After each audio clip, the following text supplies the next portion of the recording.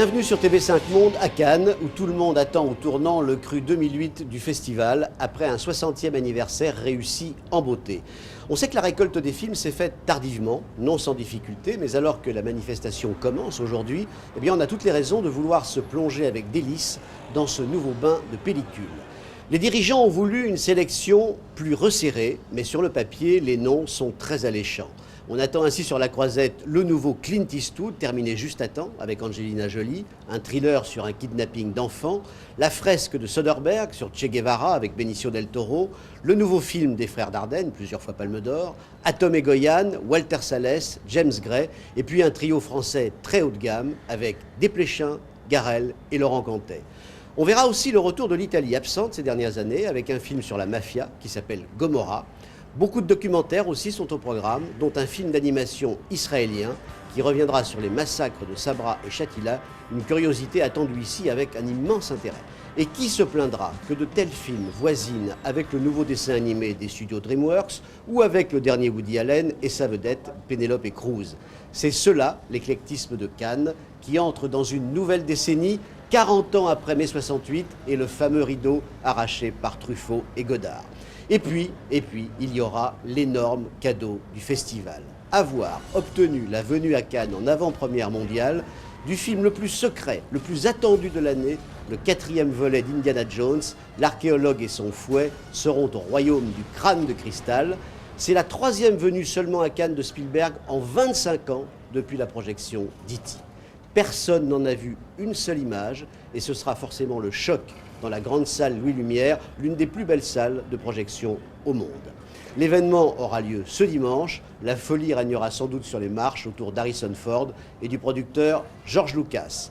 Du côté du jury, même suspense. Tout le monde aura les yeux braqués vers Sean Penn, un président rebelle, certainement décoiffant, un réalisateur comédien à la forte personnalité qui vient de signer le magnifique Into the Wild, entouré de jurés aussi différents que l'iranienne Marjane Satrapi, Rachid Bouchareb, les comédiennes Jeanne Balibar ou Nathalie Portman.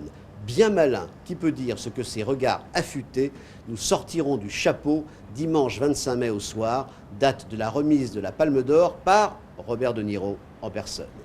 Thierry Frémaux, le nouveau patron du festival, nommé délégué général cette année par Gilles Jacob, a toutes les raisons d'avoir un moral solide pour démarrer son marathon annuel. Je lui ai demandé ce qui faisait la force du festival de Cannes face à ses concurrents, Berlin et Venise. Voici sa réponse. Parce que le festival de Cannes, il n'y a eu que 4 délégués généraux en 60 ans. Donc les choses vont toujours très très lentement. Et autant c'est évidemment un foisonnement permanent, une lutte de chaque instant pour faire vivre ce festival, une équipe qui est de 15 personnes mais qui deviennent 1500 personnes pendant Cannes. Vous imaginez évidemment tout ce qu'on a à régler comme problème chaque minute qui passe. Et en même temps, tout ça se fait sur la base d'une sorte de quiétude et de sérénité. Et c'est pour ça qu'il faut toujours lire les événements cannois sur la durée. Aucune chose ne se fait sur une édition, mais plutôt sur 1, 2, 3 éditions. Cannes est une sorte de village mondial, on est très privilégiés d'être là, nous, de faire ce métier, mais les festivaliers et les journalistes, dès lors qu'ils aiment le cinéma, de vivre dans cette espèce de bulle très protégée, dont il n'y a pas l'équivalent dans le monde de la culture.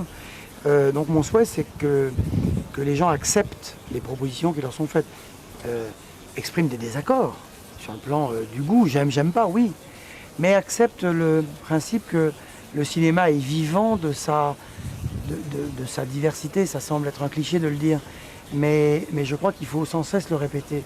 Et que le danger qui guette vraiment le cinéma, c'est le formatage. Et Cannes est le lieu où on déformate le cinéma. Et mon souhait, c'est que les gens aient sinon de la bienveillance, en tout cas de la générosité par rapport aux œuvres qui leur sont montrées. Le festival de Cannes est là avant tout pour défendre les films et le cinéma.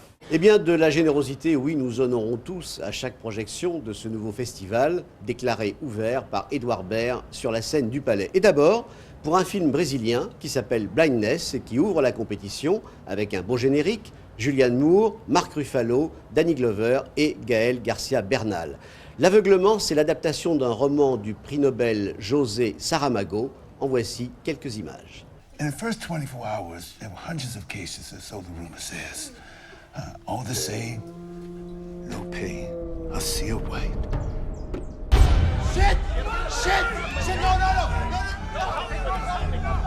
Weeks passed, and with time and the constant coverage, the city was bored back to work, oblivious to the evidence all around him that the disease was immune to bureaucracy. Nous reviendrons demain sur ce film plus en détail. Voilà pour notre premier rendez-vous. On se retrouve demain donc pour le compte-rendu des films projetés lors de la première journée de ce 61e festival. À demain, même heure, sur TV5 Monde.